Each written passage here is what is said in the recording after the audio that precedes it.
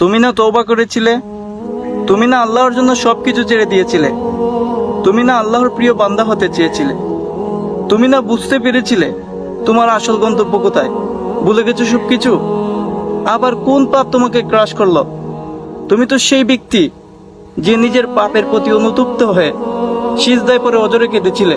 তাহলে আবার কেন দুনিয়ার দুকায় পড়ে গেলে? কেন ভুলে গেছো তোমার আসল গন্তব্য কোথায়?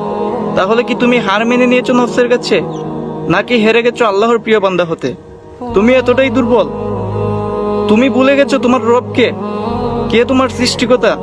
তোমার সৃষ্টিকর্তা এই পৃথিবীর সর্বশক্তিমান, আর সর্বশক্তিমানের বান্দা কি কখনো হার মানতে পারে? তুমি দেখিয়ে দাও শয়তানকে তোমার ঈমান কতটুকু মজবুত। তুমি শয়তানের দুগায় পড়ে অনেক পাপ করে ফেলেছো, এই জন্যই তো নিরাশ হয়ে গেছো, তাই তো? তুমি কি জানো না তোমার রব কতটুকু মহান? উনি কতটুকু দয়ালু? উনি তোমাকে ক্ষমা